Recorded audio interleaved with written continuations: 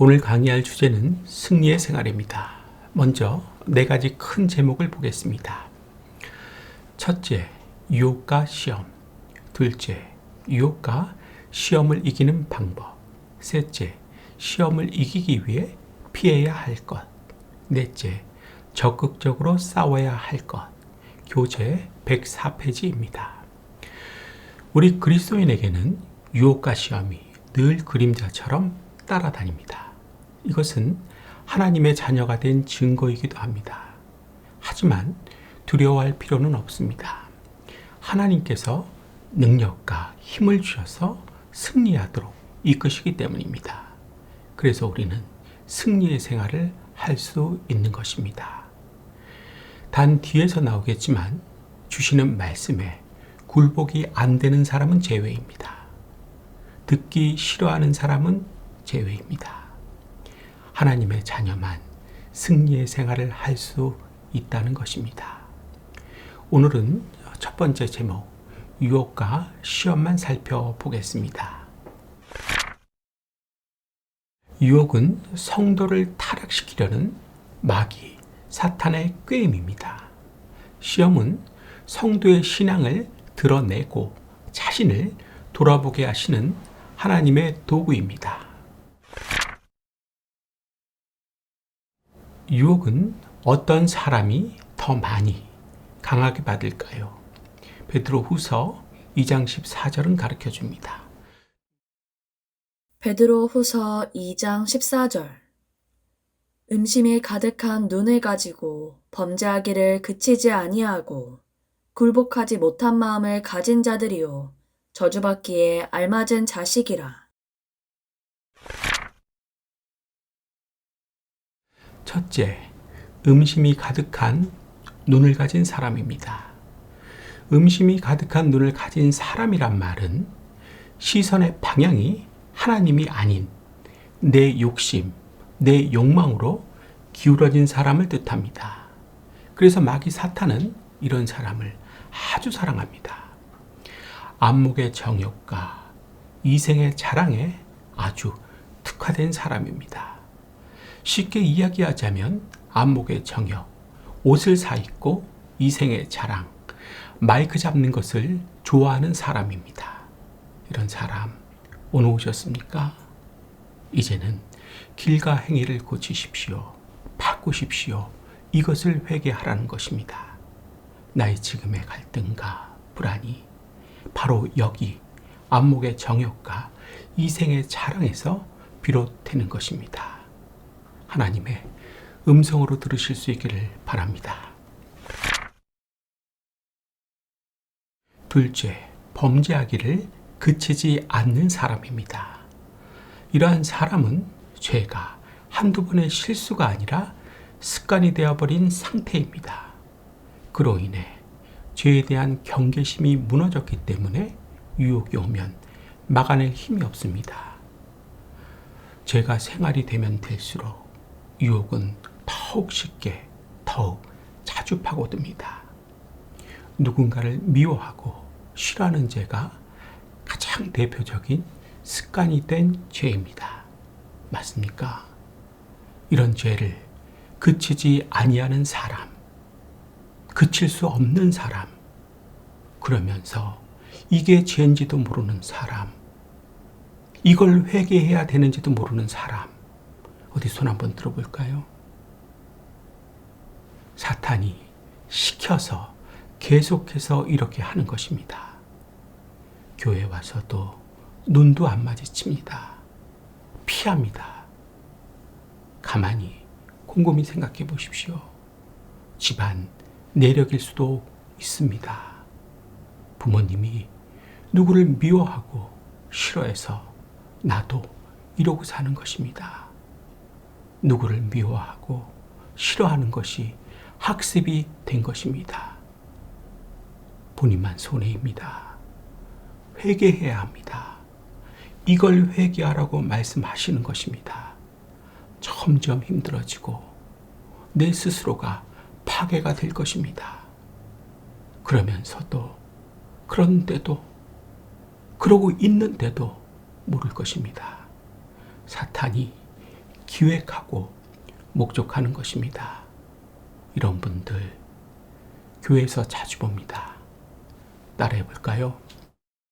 누구를 미워하고 싫어하는 것은 학습된다.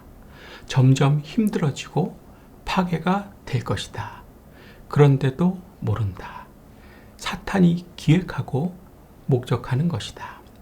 사탄은 타당한 이유를 앞으로도 끝없이 제공해 줄 것입니다. 나의 부모님이 그렇게 하셨듯이 나도 대상만 바뀔 것입니다. 김집사에서 이집사로, 그리고 목사님으로 미워하고 싫어하는 대상만 바뀌게 될 것입니다. 하나님이 이렇게 사는 나를 바라보고 계십니다. 정신 똑바로 차리시고 회개하시기 바랍니다. 이걸 회개하셔야 삽니다. 셋째, 굴복하지 못한 마음을 가진 사람입니다. 이런 사람은 하나님의 말씀 앞에서 마음을 낮추기보다 자기 고집과 판단을 앞세우는 태도를 갖고 있습니다. 말씀의 권위에도, 바꿔 말하면 하나님의 권위에도 순종하지를 못하는 것입니다. 여러 핑계를 대는 것입니다. 누구를 미워하고 싫어하는 것도 같은 맥락입니다. 사탄은 계속해서 제공을 해줍니다. 이러니까 미워해도 돼. 이러니까 순종하지 않아도 돼. 이렇게 사탄은 끊임없이 제공해 준다는 것입니다. 왜일까요? 간단합니다. 마귀의 자녀이기 때문입니다. 그래서 제공해주고 순종도 안 되는 것입니다. 양이 아니라 염소라서 안 되는 것입니다. 힘이 들고 고통스러운 것입니다. 생각해 보십시오. 하나님의 말씀에 감히 내가 나 같은 게 순종하지 않는 것이 더 어려운 일 아닙니까? 순종하는 것이 훨씬 쉬운 것입니다.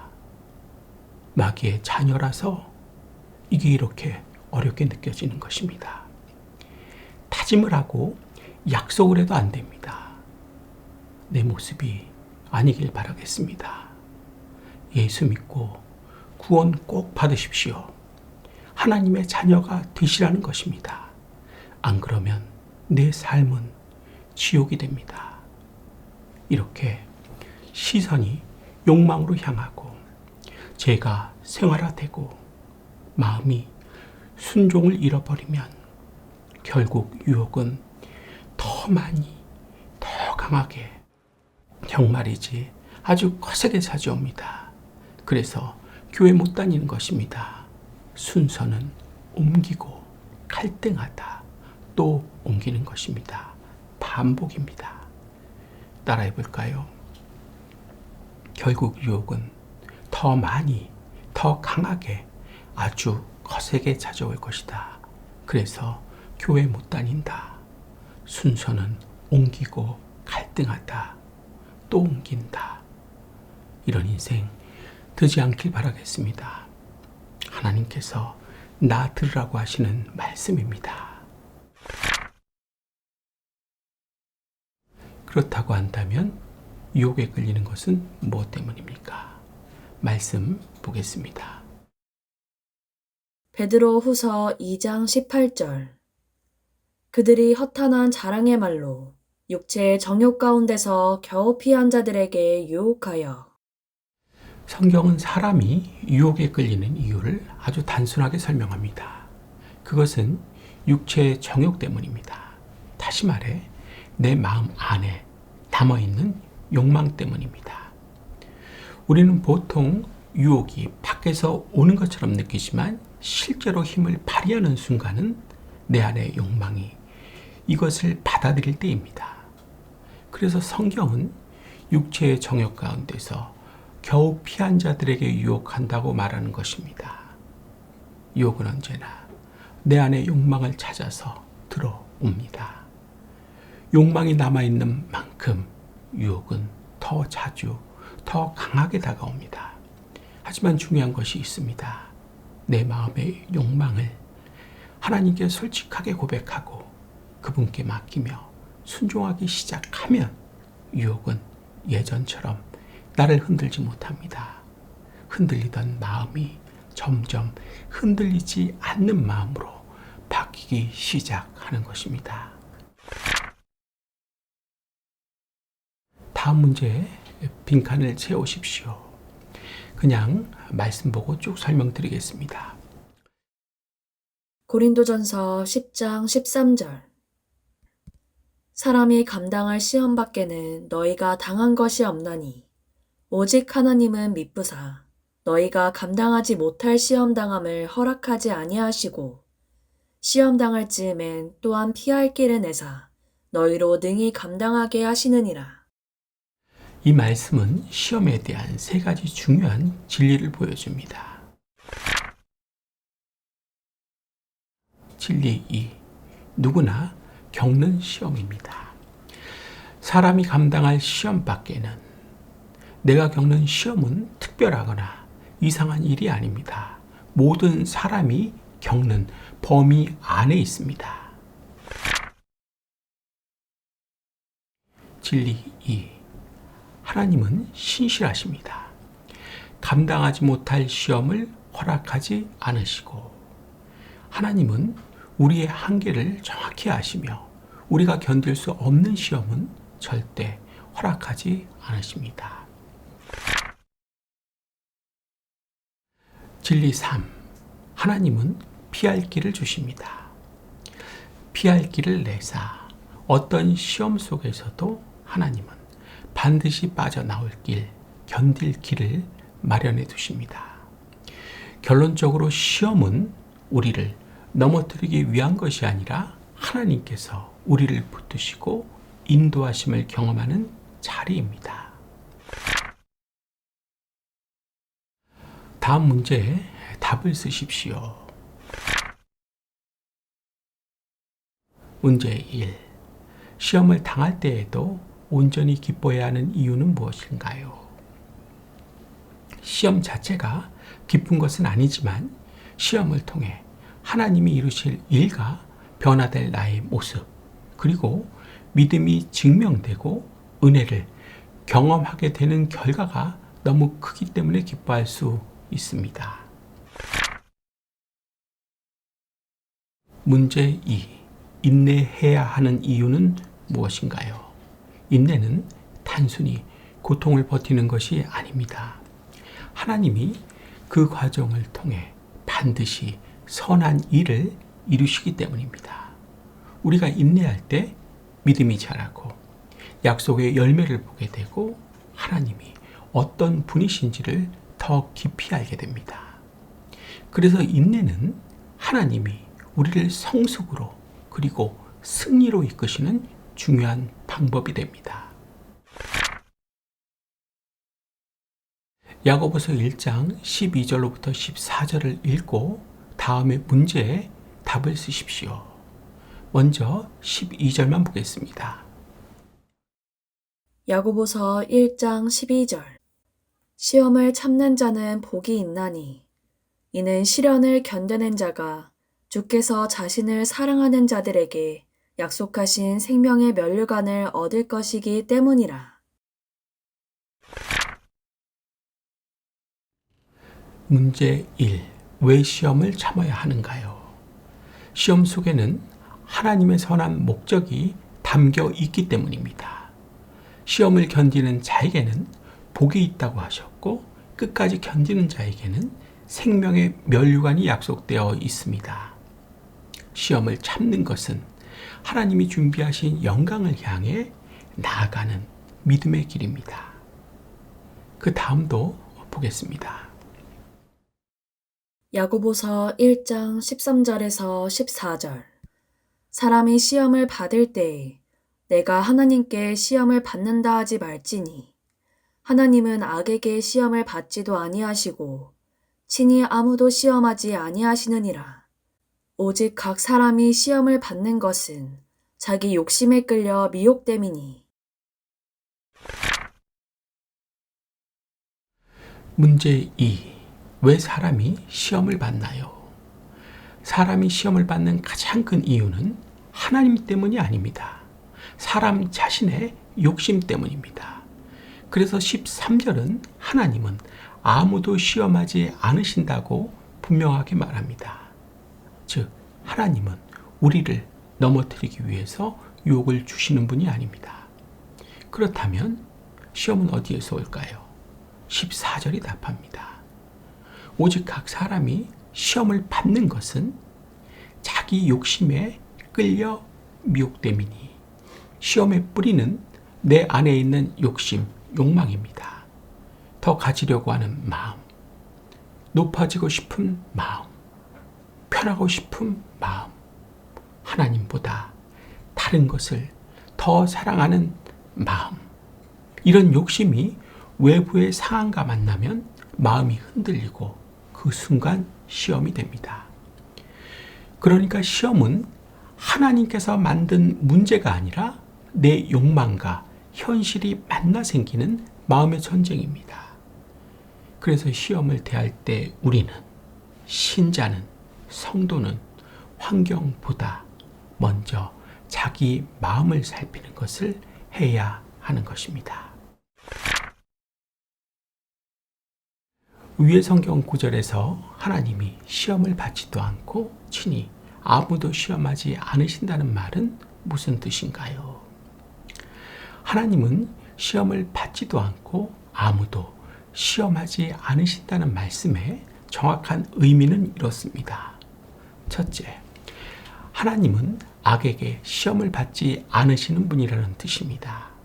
하나님은 완전한 거룩이시기 때문에 악이 하나님을 흔들거나 유혹할 가능성이 전혀 없습니다.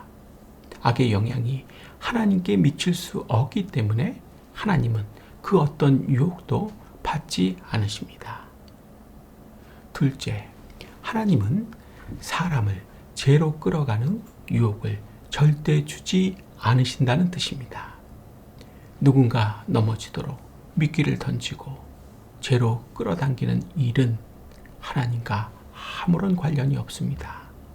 하나님은 사람을 죄로 유도하는 시험을 친히 하지 않으신다는 것입니다. 정리하면 하나님은 우리의 믿음을 자라게 하는 시련을 허락하실 수는 있지만 죄를 짓게 만드는 유혹은 절대로 주지 않으십니다. 유혹의 원인은 하나님이 아니라 우리 안에 남아있는 욕망 때문입니다. 나 때문입니다. 이것이 이 말씀의 정확한 의미, 뜻입니다. 시험을 이기지 못하면 어떠한 결과를 가져올까요? 말씀 보겠습니다. 야고보서 1장 15절. 욕심이 잉태한즉 죄를 낳고 죄가 장성한즉 사망을 낳느니라. 어떠한 결과를 가져옵니까? 욕심, 죄, 사망이라는 순서의 결과를 가져옵니다. 방금 읽은 말씀은 죄가 어떻게 시작되고 어떻게 끝나는지를 아주 간단하고 명확하게 보여주는 말씀입니다. 성경은 죄를 하늘에서 갑자기 떨어지는 돌처럼 설명하지 않습니다. 죄는 언제나 내 욕심, 내 욕망에서 시작됩니다. 이제 마치겠습니다. 오늘 우리는 유혹과 시험의 정체를 분명히 보았습니다. 유혹은 밖에서 오는 것처럼 보이지만 실제로 나를 무너뜨리려는 힘은 내 안의 욕망입니다. 성경은 한치의 모함도 없이 말합니다. 욕심이 문을 열 때 유혹은 반드시 들어온다. 그래서 우리는 환경을 탓하기 전에 먼저 마음을 살펴야 합니다. 내 시선이 어디를 향하고 있는지, 어떤 욕망을 품고 있는지, 말씀 앞에 굴복하지 못하는 완고함이 있는지, 지금 이 순간에도 못 알아듣는 척을 하고 싶은지, 하고 있는지를 점검해야 합니다. 이 마음을 다루지 못하면 유혹은 더 자주, 더 강하게 찾아옵니다. 삶은 엉망진창이 됩니다.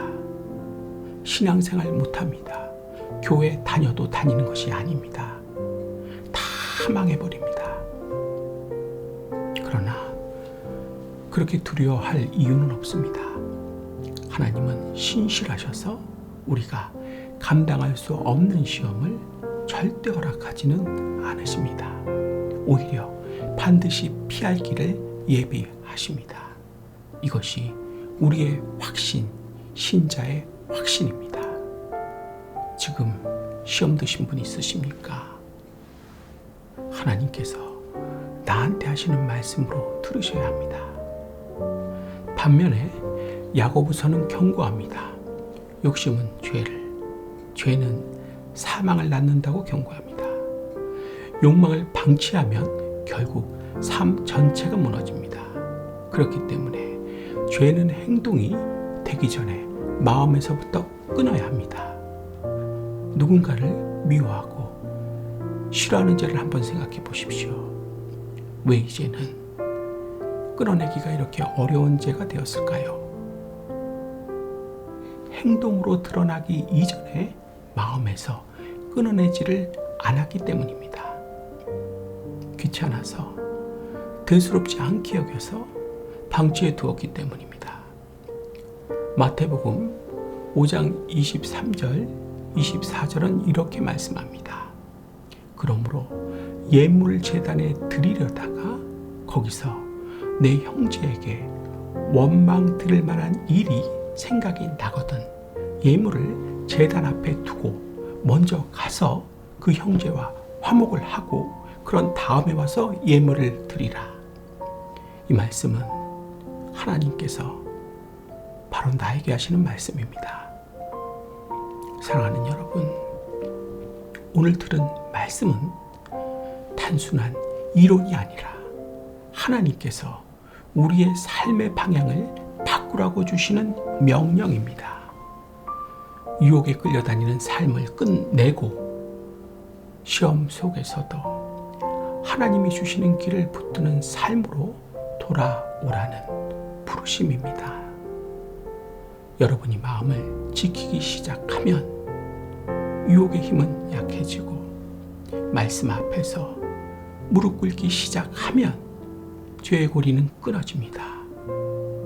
하나님께 내 마음을 맡기기 시작하면 순종하기 시작하면 시험은 넘어지는 자리가 아니라 승리의 자리가 된다는 것입니다. 오늘 이 말씀을 붙잡고 실제 삶에서 승리의 생활을 다 살아내시는 여러분 되시기를 축원하겠습니다. 다음 이 시간에 이어서 하겠습니다. 오늘 여기까지 하겠습니다. 잘 들어주셔서 감사합니다.